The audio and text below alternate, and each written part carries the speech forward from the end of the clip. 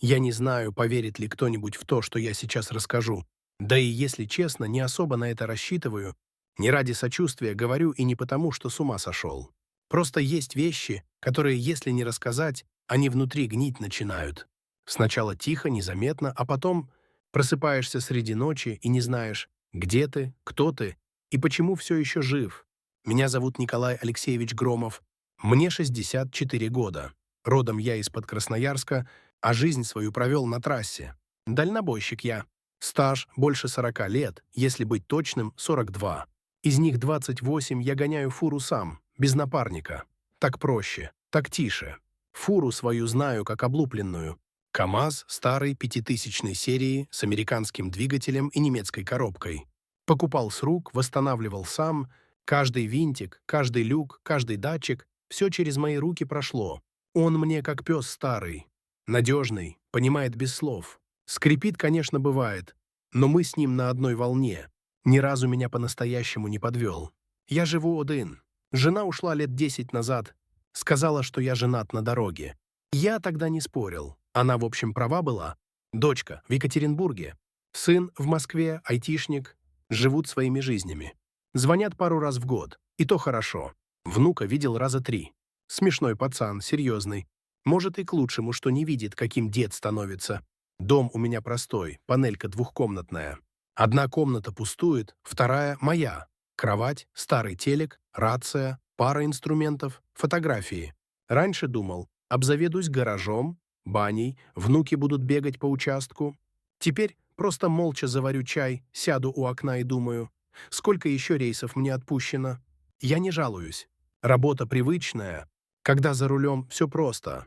Есть ты, фура, трасса и холодная дорога. Никто не трогает, не спрашивает, не ждет. В кабине тихо, а больше мне и не нужно. Но однажды случилось то, что я до сих пор не могу выбросить из головы. Именно из-за этого случая я теперь каждую ночь, просыпаясь, слушаю, не стучит ли кто в прицеп, не дышит ли кто за спиной. Это случилось зимой, февраль, если не ошибаюсь. Те дни были особенно лютыми. Мороз под 40, ветер такой, что кабину трясет, как бумажный стакан. На трассе ни души, даже мусоров не видно, что бывает крайне редко. Я шел налегке. Груз сдал под Иркутском, запчасти, японщина, все как обычно. Разгрузили аккуратно, бумаги оформили быстро. Новый груз, через 2 суток. Там пиломатериалы на Благовещенск, а дальше и Китай. Решил не стоять на морозе без дела, двинул обратно в сторону Новосибирска. Пустой прицеп, топливо наполовину, ход легкий, да и дорога знакомая до каждого поворота, маршрут как старый плед. Везде знаешь, где что торчит. Выезжал утром, еще затемно, заправился на окраине, поздоровался с охранником на воротах. Он мне кофе налил, пожелал удачи. Улыбался как-то странно, будто хотел что-то сказать, но передумал. Я на такие мелочи внимания не обращаю. В нашей работе главное — руль держи и не думай лишнего. Салон прогрел быстро. Старичок мой КАМАЗ, хоть и возрастной, но надежный. Мотор, да, как швейцарские часы. Звук ровный, чистый. Печки дует хорошо, особенно если руками слегка подрегулировать проводку. На трассе тишина. Ни одной встречной, ни одной попутной. Поначалу радуешься, не надо никого обгонять, никто не подрезает. Но потом приходит странное чувство, будто ты один остался. Не на дороге вообще, на свете. Примерно через 2 часа пути я уже перестал слушать радио, только шумело. Спокойно так ехал, думал, где остановиться перекусить, да и все. И тут вдруг резкий глухой стук, будто по стенке кто-то ладонью ударил. Слева, ближе к середине прицепа. Я не сразу понял, что это был за звук. Думал, может, лед отлетел, может, железо на стыке просело. На морозе такое бывает. Металл сжимается, вибрация дает отклик в стенке. Но этот стук, он был слишком четкий.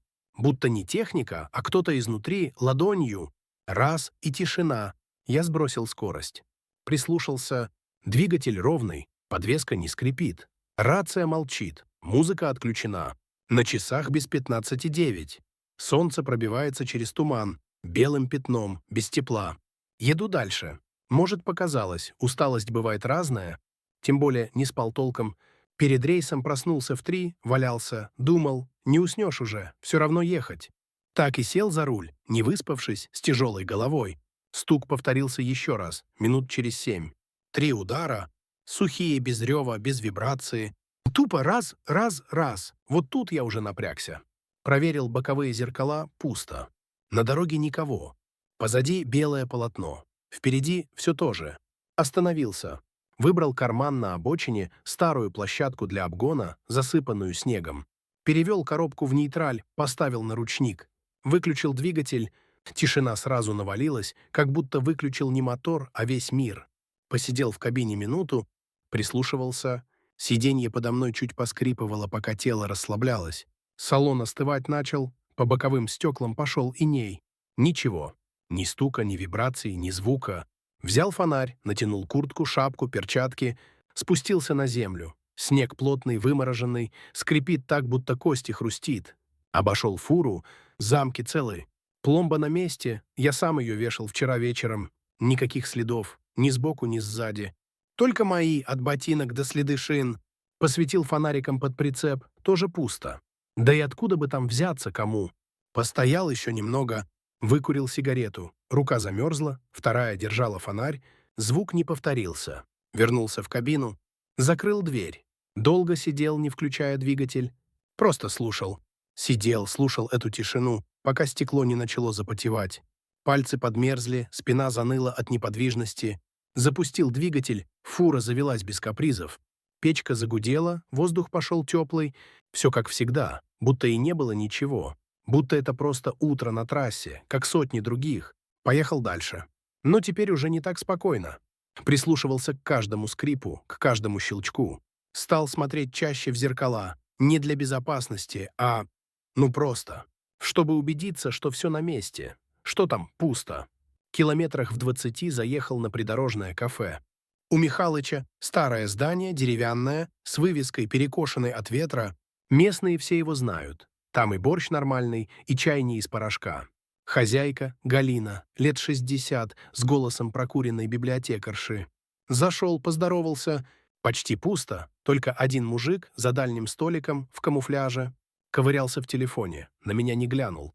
Взял себе борщ, котлету, компот, сел у окна. Через стекло видно мою фуру, стоит ровно, тихо, как и положено. Но есть в ней теперь что-то чужое, будто не совсем моя. Галя принесла чай. «Далеко собрался, Коль?» — спрашивает. «В Новосиб. Налегке, без груза», — ответил я. «Ну, с пустыми прицепами аккуратней», — говорит. Они, знаешь, все слышат. Я не сразу понял, шутит она или нет. Поднял глаза, а она уже на кухню ушла. Поел, поблагодарил, вышел на улицу. Воздух стал еще холоднее. Фура покрылась тонкой коркой инея, будто стояла здесь с вечера. Обошел ее снова. Все нормально. Но пока шел к двери кабины, снова услышал этот звук. Глухой, тупой. 3 удара с интервалом. Как будто кто-то кулаком раз, раз, раз по внутренней стенке прицепа. Я застыл. Фонарь был в куртке. Достал, включил, посветил на дверь. Тишина. Постоял. Секунд 10. Повернулся. Вокруг ни души. Только лес вдоль трассы и пара старых КАМАЗов, припорошенных снегом. Я стоял с фонарем в руке, смотрел на прицеп, как на живое существо. Ничего не двигалось. Ветер стелился по асфальту, снег легкими нитями тянулся за машинами вдалеке. Но звук, он не был галлюцинацией. Удар глухой, уверенный. Не похоже на вибрацию, не похоже на шорох або обледеніння. Как будто кто-то действительно был внутри. Я обошел прицеп второй раз, посветил на замок. Пломбака на месте. Моя синим маркером номер подписан, целая, не тронута. Края металла промерзли, но в одном месте, прямо на уровне груди, иней слегка подтаял. Пятно размером с ладонь. Я провел по нему перчаткой. Мокрая. А ведь воздух минус 30. Затаил дыхание. Слушал. Но тишина была крепкая, вязкая. Ничего не шевелилось. Вернулся в кабину. Завелся фарами, подсветил дорогу. Сел, нацепил ремень. И заметил, что зеркало заднего вида слегка запотело. Это бывает. Тепло из кабины выходит, попадает на холодное стекло. Но в этом зеркале я на долю секунды увидел силуэт. Очень быстро, как будто кто-то стоял на подножке прицепа, и тут же исчез. Я замер, моргнул. Посмотрел снова — ничего. Взял тряпку, протер зеркало. Тишина. Только мое дыхание и гудение мотора. Стук больше не повторялся. Ехал дальше молча. Не включал ни рацию, ни музыку. Не потому что боялся, а потому что не хотел перебивать тишину. Хотел слышать, если вдруг снова раз, раз, раз. Проехал 30 километров. Дорога начала уходить в лес. Свет почти не пробивался, только фары выхватывали столбы и занесенные указатели. Асфальт местами пропадал, под колесами пошел снежный наст с хрустом, с рывками. Фура держалась уверенно. Все было, как всегда. Но я чувствовал, что в салоне я не один. Это не страх. Не тот, когда в животе холод и колени ватные. Это другое. Ты едешь и ощущаешь, за спиной кто-то сидит. Не дышит, не шевелится, просто присутствует. Спокойно, терпеливо, как будто наблюдает. На одной из прямых я поймал себя на том, что разговариваю. Вслух. Мол, не начинай снова, я тебя не звал, что тебе надо-то вообще? А потом осекся. Замолчал. Стал следить за собой. Не сойду ли с ума, как те, кто с пустыми глазами сидит на обочинах. Решил съехать на старую стоянку, где раньше была заправка. Теперь там ничего и только площадка, да бетонные блоки. Раньше останавливались часто. И кофе, и ремонт, и ночевка. Сейчас пусто. Но место знакомое, надежное. По крайней мере, так казалось. Поставил машину ближе к краю, чтобы не тянуло сквозняком. Заглушил двигатель, облокотился на руль. Печка продолжала дуть, а я сидел и прислушивался. В салоне темнота. Медленно выключил габариты, оставив только фон светоотражателей. Прошло 10 минут. Я почти задремал. И вдруг снова 3 удара. Сухих, ровных, как метроном. Но теперь не в прицеп, а снизу. Прямо под кабиной, будто кто-то стучал под днищу машины. Я застыл. Руки на руле, глаза в лобовом. Не двигался, не дышал. Удары были короткие, четкие, будто кто-то из-под кабины кулаком тук-тук-тук. И все. Не пытался себя успокаивать. Не придумывал, наверное, лед отпал. Или, может, кошка забралась. Нет, я уже точно знал, это не механика. Так стучит не техника, так стучит живое. Причем с умыслом. Посидел еще пару минут. Смотрел, как от дыхания затягивается стекло. Фонарь был в бардачке. Достал. Вышел. Темный. Снег похрустывает под ногами. Обошел фуру. Сначала прицеп. Все в порядке. Пломбы висят. Замки целы. Следов никаких. Потом сел на корточки, посветил под кабину. Ничего. Пусто. Только двигатель, лонжероны, пара старых пятен масла. Ни шевеления, ни следов. Но я видел на нижней части кузова, прямо под дверью, развод от ладони. Будто кто-то снизу приложил руку к металлу, и остался отпечаток не на грязи, а на инее, как будто изнутри греет. Поднес руку, металл холодный, но в том месте не обжигающий. Как будто теплый контур остался. Поднялся, постоял. Курить не хотелось. Хотелось ехать. Сесть в кабину, закрыть дверь, включить мотор и ехать, пока хватит топлива. Но я не поехал. Я взял ломик из бокса, посветил на днище. Простучал металл, пусто. Потом ударил чуть сильнее по опорам. Тот самый глухой звук, но он был только от моего удара, больше ничего. Снова сел за руль, закрыл дверь. И в зеркале заднего вида, как только замок щелкнул, увидел, как внутри прицепа что-то мелькнуло. Быстро. По диагонали от одного угла к другому. Пятно, тень, ни человек, ни зверь. Просто движение. Я моргнул. Посмотрел снова. Пусто. Прицеп черный, без отблесков. Задняя стенка вся во льду, как и была. Может, показалось, а может и нет. Повернул ключ, завелся. Двигатель схватил не сразу. Сначала на щелчок, потом второй. И только потом стартер. Такое со мной редко бывало. Аккумуляторы свежие, проводка надежная, но будто что-то мешало. Фура загудела, салон залился светом от панели.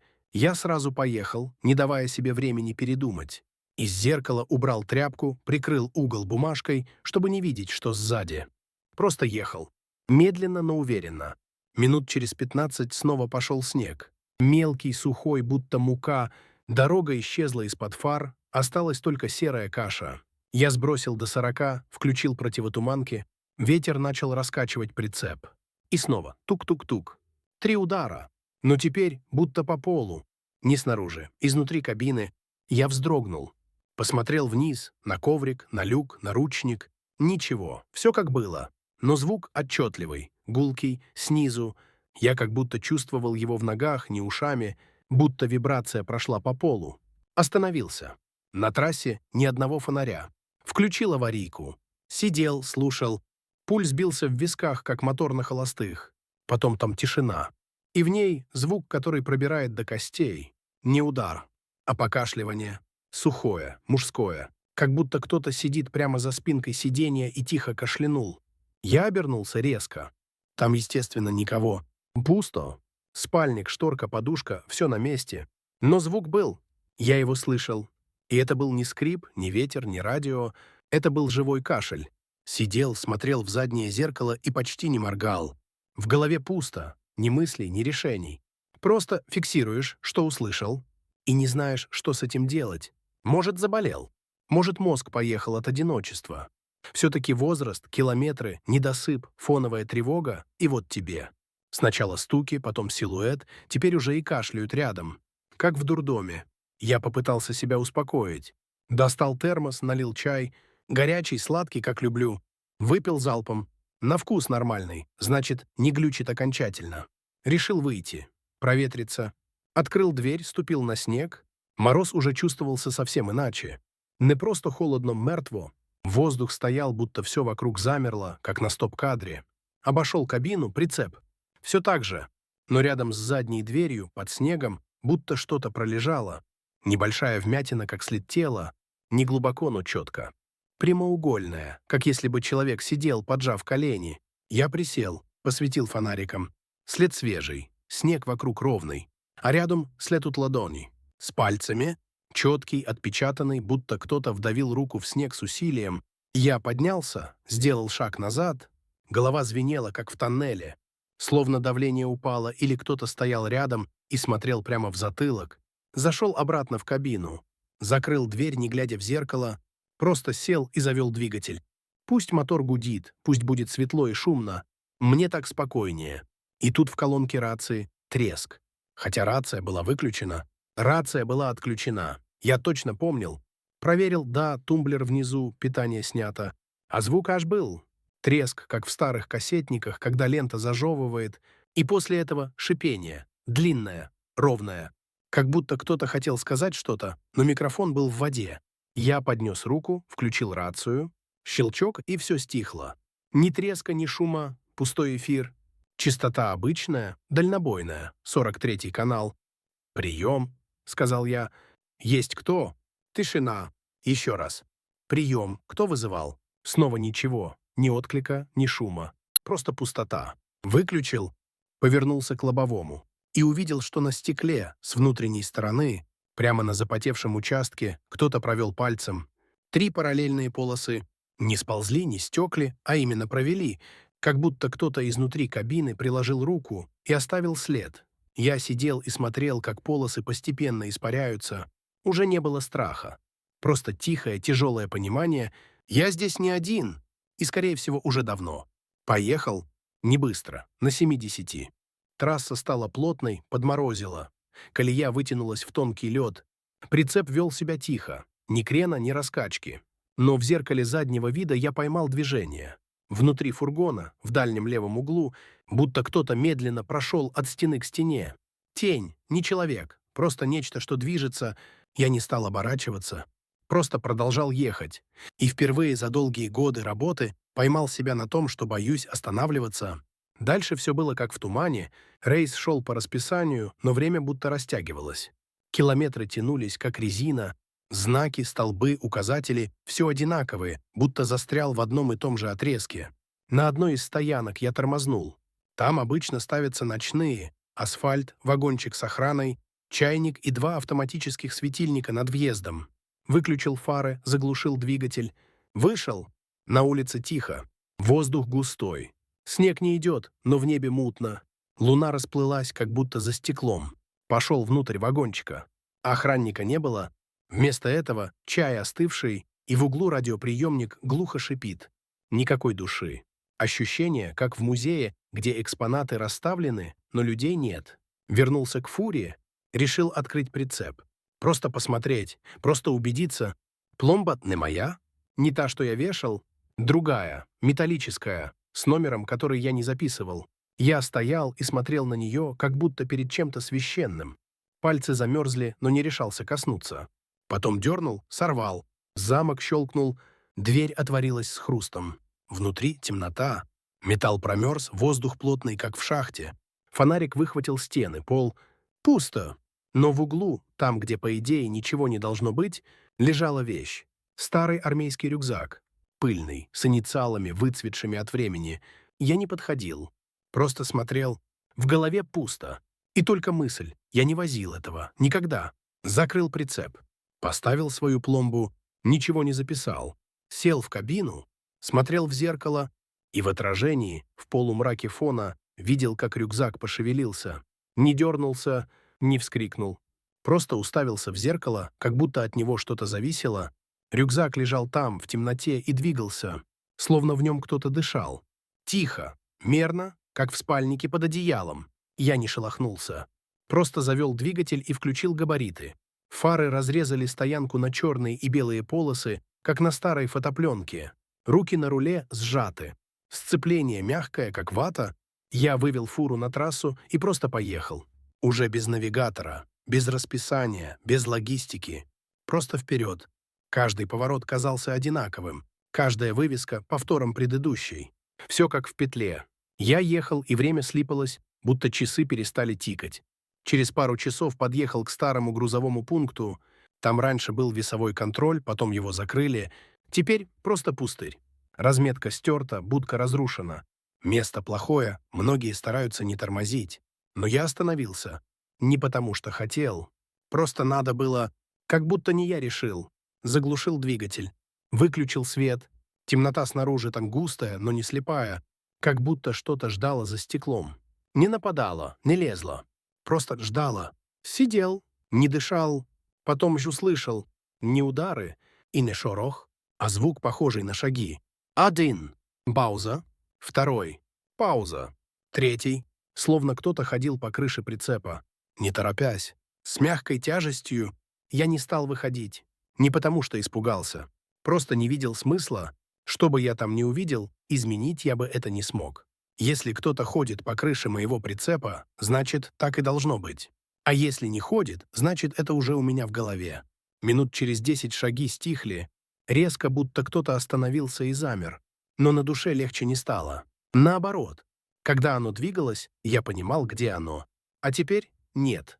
Я завелся, молча, без мыслей, без плана, как будто внутри меня сидел кто-то другой и просто крутил ключ. Поехал дальше, на автопилоте. Когда остановился в следующий раз, было уже светло. Бело-серое утро, как разлитая каша. Небо без формы, снег желто-серый от фар, грязь и обледеневшие столбы вдоль трассы. Станция техосмотра на выезде из города. Раньше тут стояли всегда по двое, сейчас никого. Постка пустой, окна выбиты.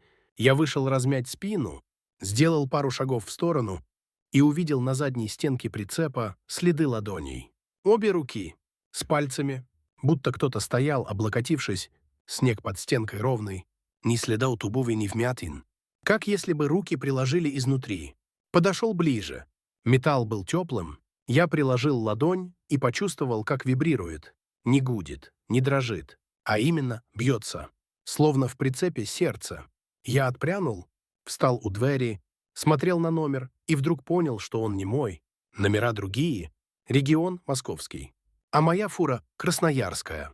Я трижды моргнул, посмотрел на кабину. Цвет не тот. Форма капотом другая.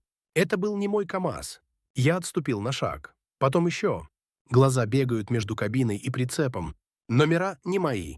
Цвет чужой. Но это моя машина. Я же ее по ржавчине на пороге узнаю. По вмятине на баке, по пленке на зеркале. В голове пусто. Руки дрожат. Но не от страха. От непонимания. Ты всю жизнь едешь по одной дороге, знаешь каждый болт в своей машине, а тут стоишь и не можешь сказать, твоя она или нет. Сел в кабину. Панель моя. Ключ подходит. Тряпка на торпеде та же. Даже мелочь в подстаканнике не изменилась. Но когда завел двигатель, звук был другой. Не гул моего дизеля, а хриплый с перебоями, как будто кашляет где-то глубоко внутри. Ехал дальше молча. На ходу стал замечать, дороги нет. Вообще. Снега нет, столбов нет. Просто пространство, белесое, размазанное. Оно не менялось. Я мог ехать час, два, и все оставалось одинаковым. И тогда я впервые подумал, а может, я давно уже не еду? Может, стою на месте, а вокруг меня просто вращается одно и то же? Пощупал руль. Он теплый. Фонари работают. Мотор гудит. Но в зеркале заднего вида тьма. Не вечер, не ночь, а просто черная. Как будто прицеп исчез. Как будто сзади ничего. Я выключил фары. И осталась только эта чернота, которая близко. Не где-то там, за машинами и сугробами, а прямо сразу за мной. Я ехал в этой тьме, пока не понял, она не позади. Она вокруг. Нет горизонта, нет снега, нет фар. Есть только я, машина и звук двигателя. И еще что-то внутри. Оно не говорило, не шевелилось. Просто давило. Как если бы ты сидел в кабине не один, но не знал, где сидит второй. Иногда казалось, что кто-то дышит за спиной. Иногда да будто кто-то прикасается к плечу, но очень легко, так, что кожа не чувствует, а вот мозг чувствует. Я не кричал, не просил, не молился. Что толку? Стал замечать, что не помню, где был вчера. Куда вез груз, кто его отдал. Есть только дорога. И то, что я везу что-то, чего не вижу. Иногда звонит диспетчер. Голос глухой, как через слой воды. Говорит: «Ты где?» А я не знаю, что ответить. Просто молчу. Он тоже молчит. Потом связь обрывается. Пару раз я пытался остановиться, полностью заглушиться, выйти, лечь в снег, но каждый раз не мог. Как будто тело не слушается. Как будто я больше не управляю собой полностью. Я просто еду по трассе, которой нет, в машине, которая вроде бы моя, но не моя, с чем-то в прицепе, чего никто не загружал. И все, что я могу, это не оборачиваться. Я не знаю, сколько дней прошло. Иногда встречаются машины, иногда фигуры на обочине, иногда и знакомые кафе, где я точно не был. Люди смотрят, отворачиваются, кто-то крестится.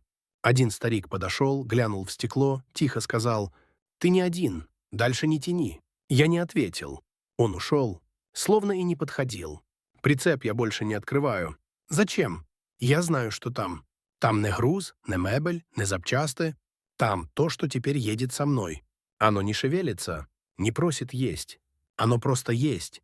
Иногда, когда совсем тихо, я слышу, как в прицепе ходят. Туда-сюда, беззвучно, будто босиком по льду. Иногда кашляют, иногда вздыхают. Я завариваю чай, пью медленно и думаю, что, может, это я умер, может, давно, и просто не заметил. А может, наоборот. Я жив, и теперь знаю то, что другие узнают только в самом конце. И, если честно, не так уж это страшно. Страшнее пустота, когда тебе больше некуда ехать, а у меня она есть, дорога. Даже если она идет по кругу, даже если я не выберусь. Сейчас я уже не спрашиваю, почему. Да и не важно это. Иногда люди задают вопросы, потому что хотят спастись. А я не хочу. Мне не надо обратно. Здесь тишина. Никто не кричит, никто не торопит. Даже смерть, если она тут есть, сидит тихо, не лезет вперед. Я просто еду, и мне этого достаточно. Порой думаю, кто-то ведь будет рассказывать про меня. Скажут: пропал дальнобойщик, фура исчезла, камеры не засняли, рация молчит. А я вот он, живой, сижу за рулем, как сидел всегда. Просто немного тише стал. Если когда-нибудь ты услышишь в прицепе глухой тяжелый тройной стук, не открывай. Просто поезжай дальше. Не тормози, не смотри в зеркало, не пытайся понять. Это не для тебя. А если уже открыл, ну что ж, теперь ты тоже знаешь, как это ехать с тем, кто не человек, с тем, кто не просит, не говорит, но всегда рядом. Так и живем. Я и он, или они, не знаю. Ночью мы почти не разговариваем. Днем просто едем. Они не мешают, я тоже. У нас вроде бы договор. Я везу, они молчат. Я даже рад, что не один, пусть даже вот так. Если кто-то из вас вдруг окажется на трассе, ночью, в мороз, и услышит 3 удара в прицеп, вспомни про меня и сделай вид, что ничего не было. Это самое лучшее, что ты можешь сделать. С тех пор, как я вспомнил ту аварию, многое стало проясняться. Не в смысле-то стал понимать, что это было. Нет. Просто пазл внутри сложился, без слов. Ты ведь иногда не можешь объяснить, но чувствуешь, что правда где-то вот она, рядом, дышит тебе в висок. Так и тут. Я понял, что все это время мы ехали вдвоем. С тех пор, как я вылез из той перевернутой кабины, я не вылез один. Он тогда сидел в кабине, не спасатель, не инспектор. Просто сидел и смотрел в окно. И я не спросил, кто он, не выгнал, не испугался. А значит, принял. Может, с этого все и началось. Может, он просто искал, кому тихо сесть за спину и ехать молча, чтобы не мешали, не тревожили, не пытались выгнать. А я и подходил, молчаливый, одинокий, с лишним сиденьем и теплой кабиной. Так и поехали. Иногда я думаю, а может, он и не мешает, не ломает, не мучает, не тянет в сторону, просто едет, тихо, незаметно. Иногда даже ловлю себя на том, что не чувствую одиночества.